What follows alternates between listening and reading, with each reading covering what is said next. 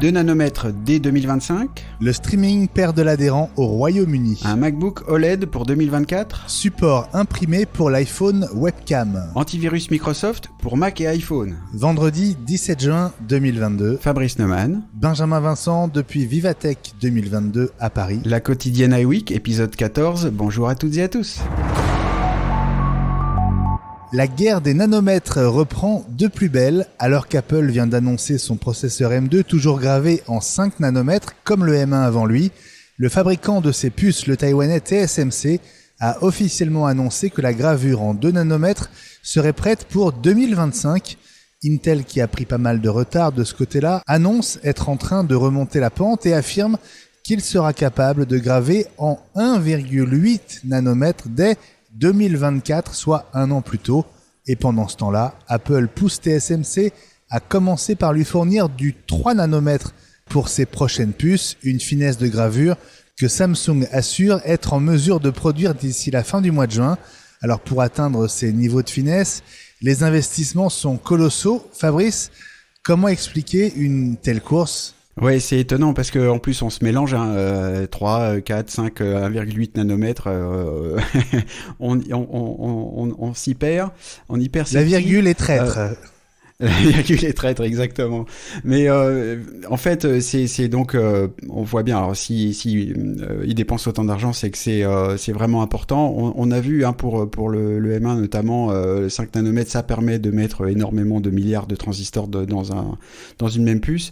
Et plus on grave petit, plus on peut concentrer des transistors sans faire trop chauffer et sans consommer d'énergie. On voit bien qu'en tout cas pour Apple, c'est le nerf de la guerre et c'est là-dessus qu'ils appuient très fortement sur leur gamme M, et Intel emboîte le pas, et puis Qualcomm aussi avec ses puces basées sur la même techno ARM qu'Apple.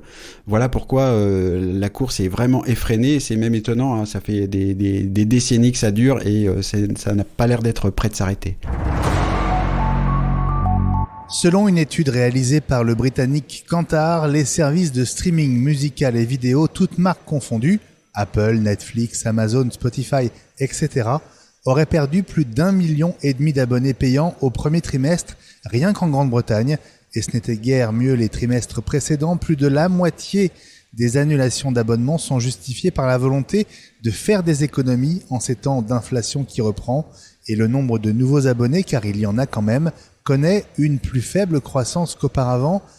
Fabrice, c'est une tendance qui est en train de se confirmer ?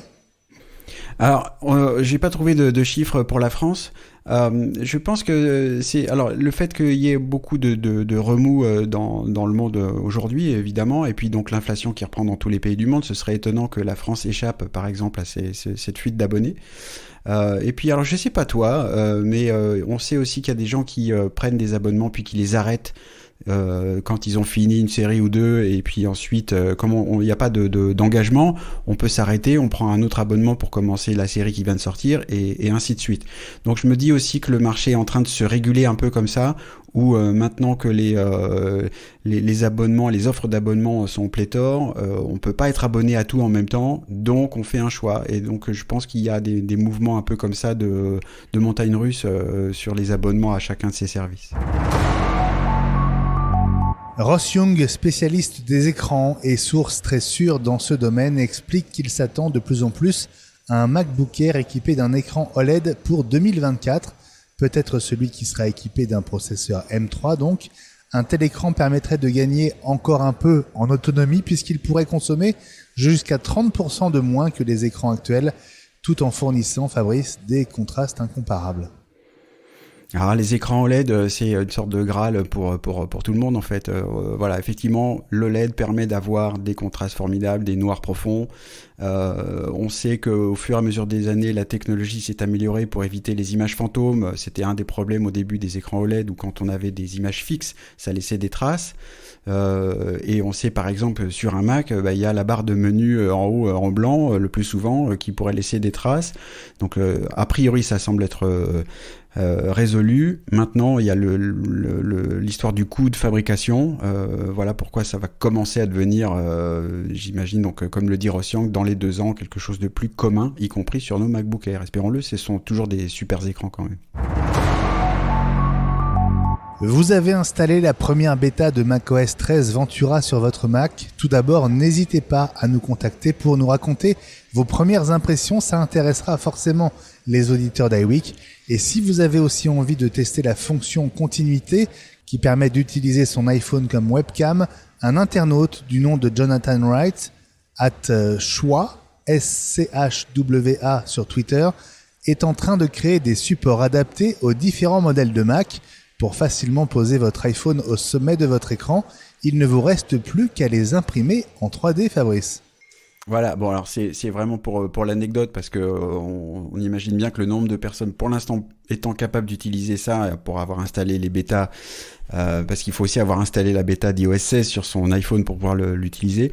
Mais ce que je trouvais intéressant dans cette petite news, c'est que ça montre la motivation et l'enthousiasme pour cette nouvelle fonction qui permet d'utiliser l'iPhone comme webcam, avec en plus cette fonction Desk View qui permet d'avoir comme une caméra zénithale, comme tu nous as appris le mot, en tout cas pour moi, dans iWeek. Voilà, les gens ont envie de l'utiliser.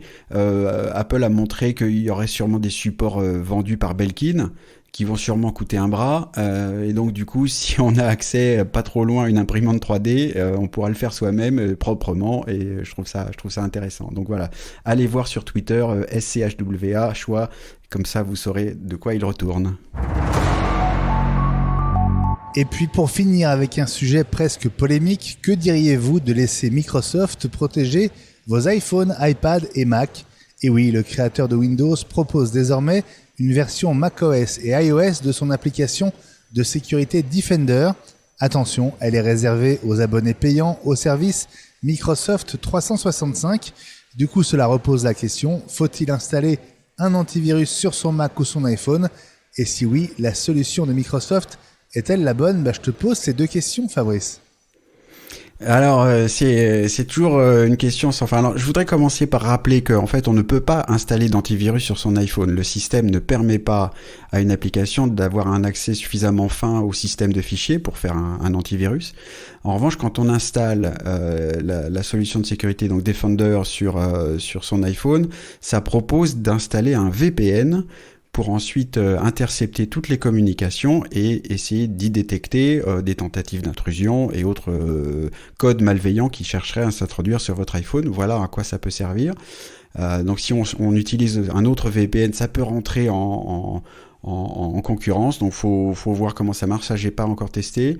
Pour le reste, un antivirus sur son Mac, avoir une solution qui permet au moins de scanner de temps en temps, ça me paraît une bonne idée, parce que le Mac n'est pas exempt de virus. Voilà. Est-ce qu'il faut quelque chose qui tourne en tâche de fond? En fait, le système le fait déjà beaucoup. Voilà.